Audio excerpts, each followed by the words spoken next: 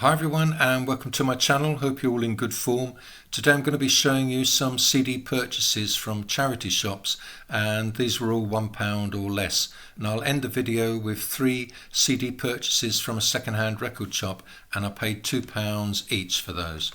Okay, first up it's John Lennon Rock and Roll on the Parlophone label, and this was his 6th solo album and was released in February of '75.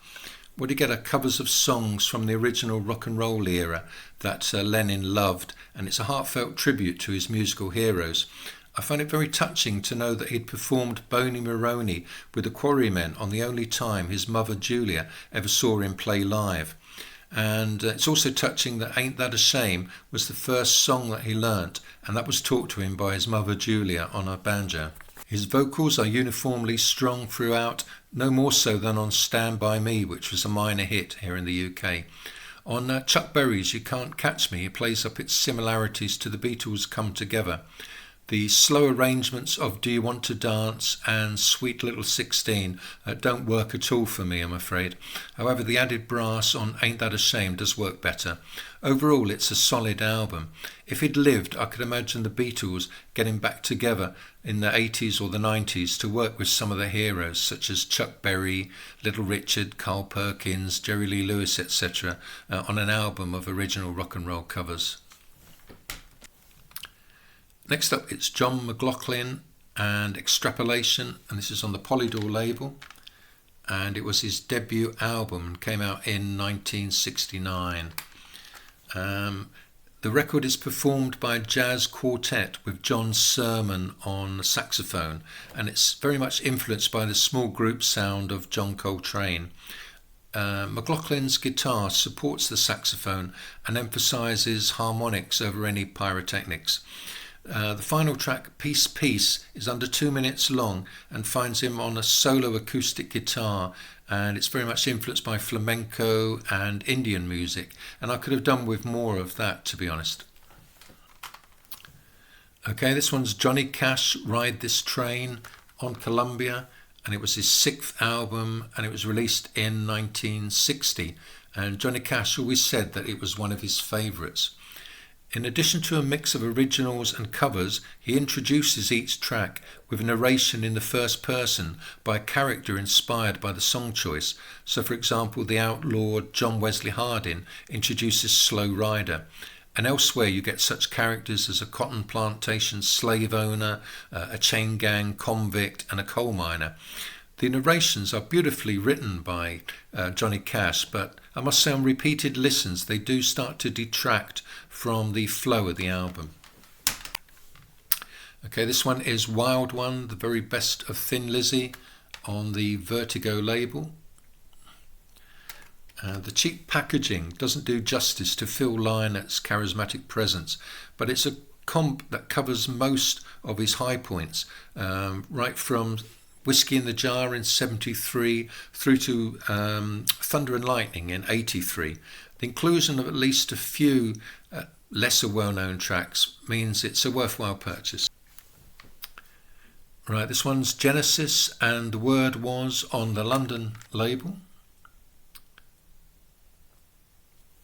And it's a re-release of the 1969 debut album From Genesis to Revelation, and it adds 4 tracks taken from the singles The Silent Sun and A Winter's Tale. It has a similar feel to contemporaries Barclay James Harvest, the Moody Blues and the Bee Gees, and it's sort of an English pastoral sound with some residual influences from psych rock. The string arrangements by Arthur Greenslade add class and emotional depth to this recording. Peter Gabriel's vocals are positively angelic, and Tony Banks' keyboards are central to the sound. This was one I really loved, and it's AIMEE MANN Bachelor No. 2 or The Last Remains of the Dodo, and it's on V2. And this was her 3rd solo album and came out in the year 2000. Rejected by cloth-eared executives at Geffen, she released the album on her own label. The involvement of John Browne as producer is a plus for me. I'm still waiting for a follow-up to his only solo album, Meaningless.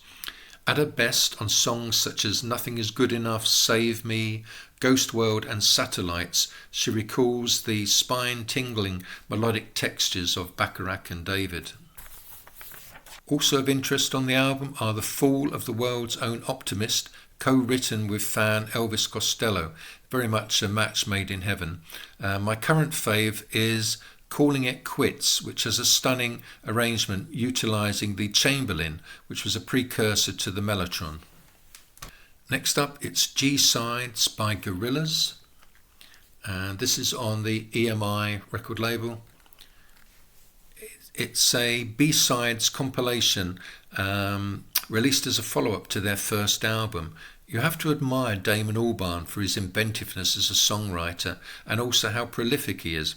Amongst the tracks I like on here are Ghost Train, which has got gospel, vocals and a backing of electronics, and the Blur-like 1-2-D3 with Damon's vocals quite high in the mix. At the heart of the record you get reworkings of the singles Clint Eastwood with added rap and a bubblegum pop in excelsis version of 19-2000. This one is The Cat by Jimmy Smith, and it's on the Verve record label. The jazz Hammond organist is produced here by Creed Taylor, with orchestra conducted and arranged by Lalo Schifrin. The big band provides a cinematic luster to Lalo Schifrin's theme from Joy House and main title from the Carpetbaggers. Lalo Schifrin's title track, The Cat, also grooves with Kenny Burrell's tasteful interjections on guitar. It's mod jazz par excellence. You also get 4 blues tracks highlighting the subtle playing of Jimmy Smith, and also worthy of mention is the drumming of Grady Tate. Moving along, we've got UFO and Strangers in the Night on the Chrysalis label, and it's a live album released in 1979. The band put on a powerful, well-paced performance here of melodic hard rock. The drummer Andy Parker has the energy and drive of Keith Moon. Phil Mogg's vocals are strong without ever resorting to screeching, and Michael Schenker has an appealing guitar tone, moving effortlessly from riffing to guitar solos, which don't outstay their welcome. To top it off, the liner notes are quite detailed and you get lots of photos as well. Next up, it's Silverbird by Leo Sayer on the RPM label. This was his debut album. The highlight for me is his first single, Why Is Everybody Going Home, which has a stunning string arrangement and piano from co-writer David Courtney, and also a pure high register vocal from Leo Sayer. The end result rivals early 70s Elton John. Other highlights include the opening track Innocent Bystander, Goodnight Old Friend, and The Dancer with strong lyrics from Sayer, and the first hit single as well, The Show Must Go On.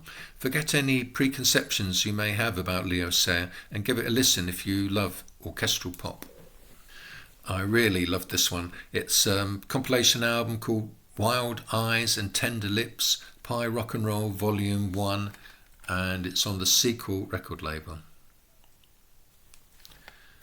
Amongst the treasures here are organist Cherry Wayner, who was the organist in Lord Rockingham's 11, and she's singing the kitsch, itchy, twitchy feeling.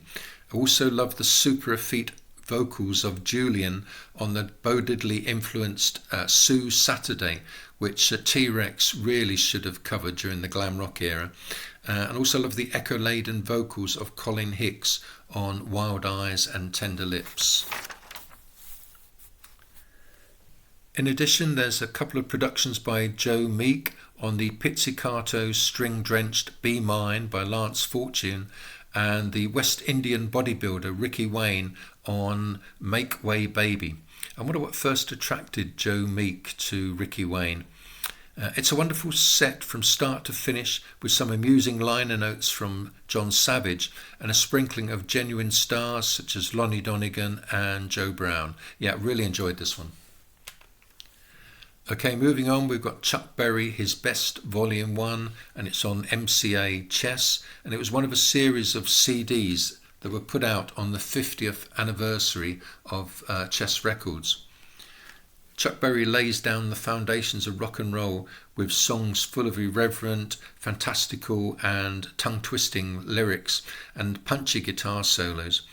Nearly all of his early hits are included here, from Maybelline in 1955 through to Memphis in 59. Okay, and the last 3 CDs I'm going to show, these were all the £2 purchases from a second-hand record shop. First up, Walter Becker and 11 tracks of Whack on the Giant label.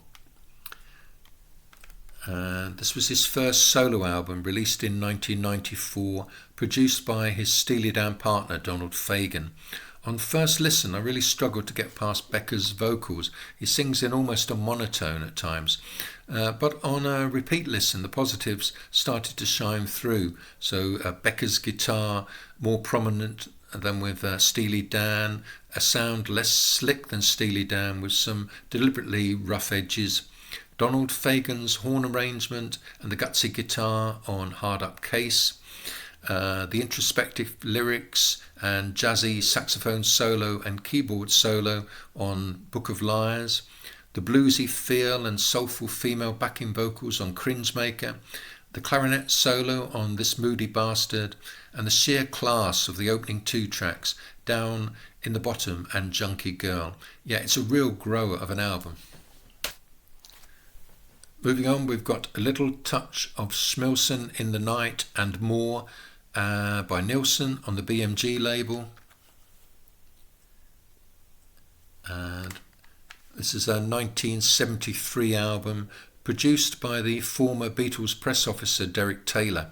When you get our covers of pre-war standards, and the arrangements are by Gordon Jenkins, whose career dated back right to 1938 when he arranged Over the Rainbow for Judy Garland.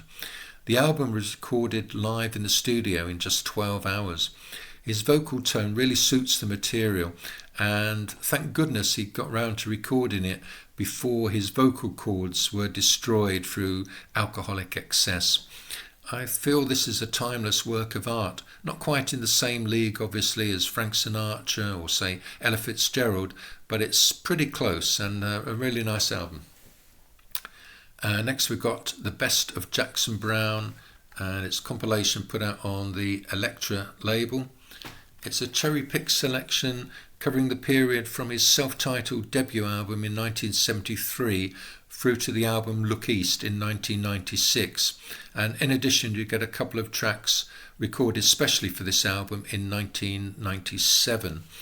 Only 6 of the tracks here are taken from his 70s singer-songwriter peak, but enough really there to whet your appetite to go out and buy the original albums. Highlights include the epic Fountain of Sorrow, about finally coming to terms with the failure of a relationship, and one of the favourites of mine for many years, The Pretender, which revels in almost Dylan-esque wordplay and can be interpreted as an observation on the hippie generation deciding to settle down into a daily routine of work and responsibilities. Okay, that's it for today. Just to let you know, I picked up 21 CDs for £7 in the charity shop just yesterday, and some of those I'll be covering in a future video. So until then, take care and I'll see you soon.